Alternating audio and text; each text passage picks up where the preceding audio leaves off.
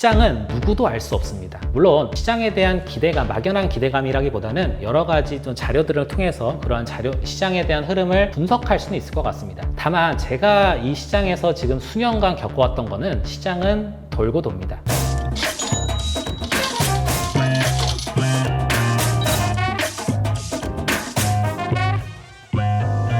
안녕하십니까. 부자주식TV의 최현우 전문가입니다. 최근에 이제 코로나가 어느 정도 좀 해결이 되면서 우리 시장에서 여러 가지 화두가 다시금 나오고 있습니다. 집단 면역에 대한 기대감도 커지는 만큼 지금 시점에서 한번 예전에 과거의 사례를 한번 다시금 분석해보는 시간이 필요할 것 같은데요. 그래서 오늘은 코로나 이전에는 어떠한 섹터가 유망했는지, 왜 유망하였고 어떠한 일들이 있었는지를 간단한 이슈와 관련주와 함께 내용을 정리해 보도록 하겠습니다. 코로나 이전에 벌써 2019년 말, 2020년 초에 코로나가 어느 정도 시작이 됐죠. 지금의 관련된 주도 섹터가 그때와 어느 정도 달랐는지를 한 번씩 확인해 보시면 좋을 것 같아요. 동물 백신 관련주, 체시스라든지 이글벳 이런 관련된 종목군들이 동물 백신이라는 이름하에서 아마 엄청난 시세를 보여줬던 기억이 나는데, 그 이후에 이제 방역이라든지 개인 위생, 마스크 이런 관련주들이 하나하나 랠리를 주었습니다. 근데 잠깐만 시계를 뒤돌려 본다면 그 전에는 어떠한 섹터가 올랐지? 어떠한 섹터가 주목받았지? 이전에 상승 종목과 관련 이벤트를 분석하는 내용에 있어서 가장 중요했던 부분은 미중 무역 분쟁이었습니다. 그때 당시에 이제 트럼프가 트위터나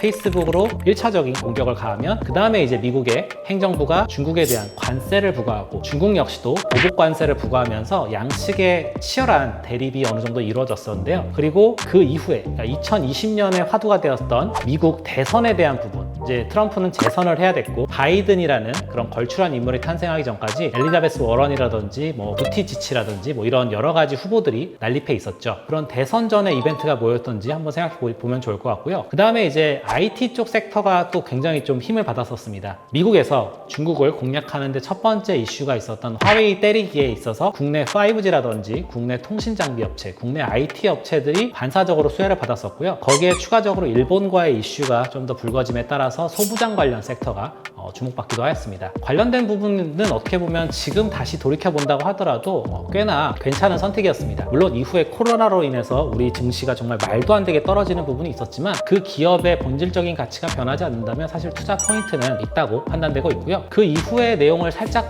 돌이켜본다면 2020년 1월에 이벤트가 있었던 CES 2020, 그 다음에 MWC 2020 관련된 IT의 대형 업체 이벤트가 하나씩 있었죠.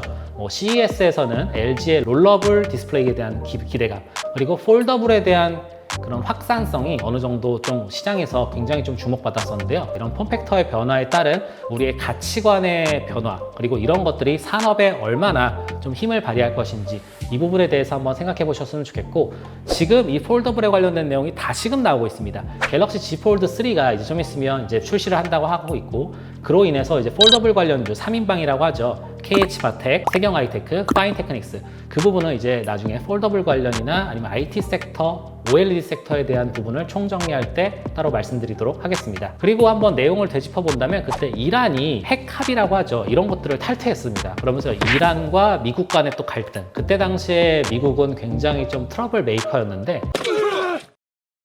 미국과 이란의 갈등으로 인해서 중동 이슈까지 덧붙이다 보니까 원유 관련주들이 많이 올랐었습니다. 그 이후에 원유 관련주가 내용이 좀 급등락이 나오면서 원유 값이 좀 많이 싸지다 보니까 그때 원유 관련 ETN이나 ETF 같은 부분이 굉장히 또 부각되기도 했었죠. 그런 부분을 한번 돌이켜 본다면 약간의 지금 트리거가 있었던 사건만으로 그 사건 이후에 시장의 흐름이 계속해서 돌아가는 부분을 한 번씩 확인해 보시면 좋을 것 같습니다. 네, 그리고 2020년 1월에 수소경제법이 법안이 통과되었습니다. 수소경제라는 진짜 아젠다가 우리 시장에서 화두가 되었고, 그로 인해서 수소 관련주들이 굉장히 그때 불을 뿜었습니다. 지금의 수소 관련주라고 한다면 여러분들이 생각나실 만큼 두산피어셀, SP어셀, 상하프로테크 이런 식으로 쭉쭉쭉쭉 나오겠지만, 그때 당시에는 수소가 뭐지? 수소 관련주가 이슈가 되나?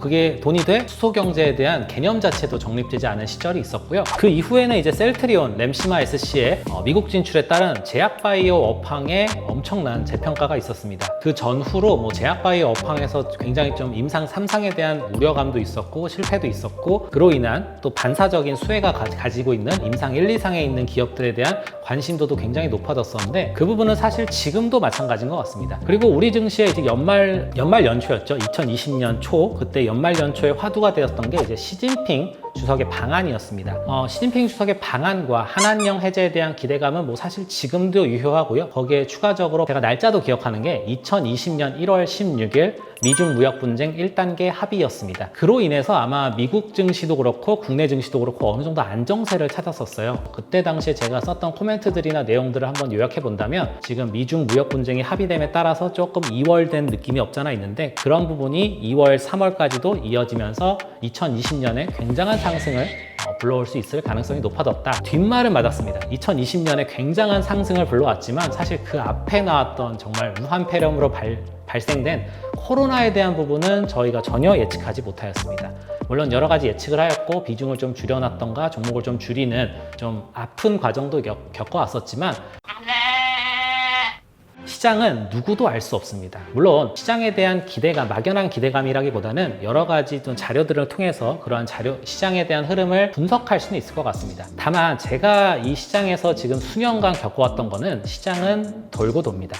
사이클이라고 하죠. 제가 생각했던 이상적인 투자 방법은 이 시장 사이클에 맞게 저점에 있는 친구들을 잡아서 그 저점에 있는 친구가 사이클을 타고 올라갈 때 시장이 같이 상승하는 부분까지 함께 겹쳐진다면 아마 꽤나 괜찮은 시세가 나올 것이며 그 시세 속에서 우리가 큰 수익을 거둘 거라고 저는 확신하고 있습니다. 그런 것들을 저도 많이 해봤고요. 그런 시장이 돌고 도는 부분에 있어서 그 시장을 이탈하는 종목이나 이탈하는 섹터에 대해서는 좀 더 관심을 기울여서 많이 트래킹을 해야 됩니다. 오늘은 한번 코로나 이전에 대해서 과거로의 여행을 한번 떠나봤습니다. 비포 코로나 이전에 우리의 삶은 굉장히 좀 지금 보면 굉장히 아련합니다. 지금 매일매일 마스크를 쓰고 다니고 인터넷의 생활 환경 속에서 여러 가지 주식이나 정보들을 찾고 있지만 사실 탐방도 가고 싶고 IR 같은 세미나도 가고 싶고 저도 이런 컨퍼런스 같은 데도 참여하고 싶고 빨리 하루속히 코로나가 해소되어서 우리 모두가 다 마스크를 벗고 웃으면서 이 투자에 대한 내용을 말씀드릴 수 있는 날이 왔으면 좋겠고요. 좋은 투자, 성공 투자 함께 하시길 바라겠습니다. 감사합니다.